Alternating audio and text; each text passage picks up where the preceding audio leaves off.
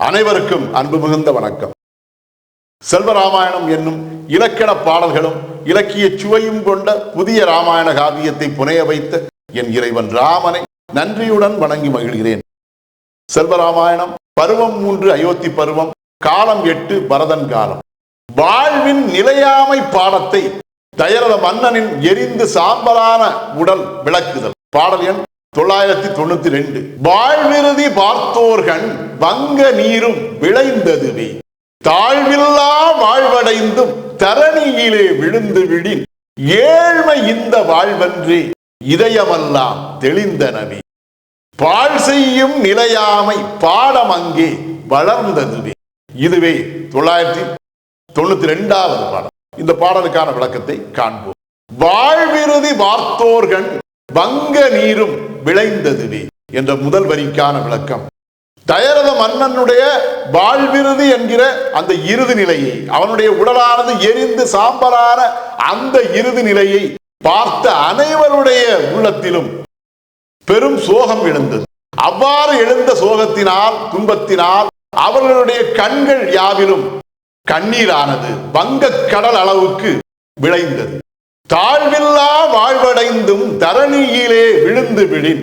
மன்னன் தயரதனை போல தாழ்வில்லாத மன்னன் என்கிற உயர்ந்த வாழ்வினை அடைந்திருந்தாலும் கூட இந்த தரணி என்கிற உலகத்திலே வந்து ஒருவர் தோன்றிவிட்டால், ஒரு உயிரானது தோன்றிவிட்டால், ஏழ்மை இந்த வாழ்வென்றே இதயமெல்லாம் தெளிந்தனவே, இந்த வாழ்வானது மிகவும் ஏழ்மை நிறைந்தது. ஒரு ஏழைக்கு உதவிகள் என்பது அவ்வளவு எளிதாக கிடைத்து விடாது. அவ்வாறு ஒரு ஏழைக்கு உதவிகள் எளிதாக கிடைக்காமல் இருப்பதைப் போலவே இந்த உலகில் வாழக்கூடிய உயிர்கள் அனைத்துக்கும் மரணம் என்கிற அந்த இறுதி நிலையிலிருந்து தப்புவதற்கான வழி கிடைத்தே விடாது. யாருக்கும் அந்த வாய்ப்பு கிடைக்காது. இந்த உலகிலே வந்து பிறந்தால் மரணத்தை அடைந்தே தீர வேண்டும் என்பது உறுதி. அவ்வாறு ஆன ஒரு நிலையிலே இதுதான் உண்மையான நிலை என்பதால் இந்த வாழ்வு என்பது மிகவும் ஏழ்மை நிறைந்தது. நாம் மிகவும் ஏழைகள். அந்த வகையிலே மரணத்தை நாம் கட்டாயம் அடைந்தே தீர வேண்டும், அதிலிருந்து மீளவே முடியாது என்கிற அடிப்படையிலே ஏழ்மையான உயிர்கள், இந்த உலகில் வாழக்கூடிய உயிர்கள் என்கிற அந்த உணர்வை அங்கிருந்த இதயங்கள் யாவும் தெளிவாக உணர்ந்து கொண்டன. பாழ் செய்யும் நிலையாமை பாடம் அங்கே வளர்ந்ததுவே.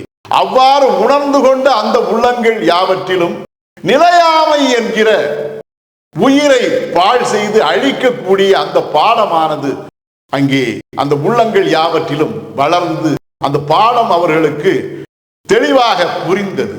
இதுவே 992வது பாடலுக்கான விளக்கம்.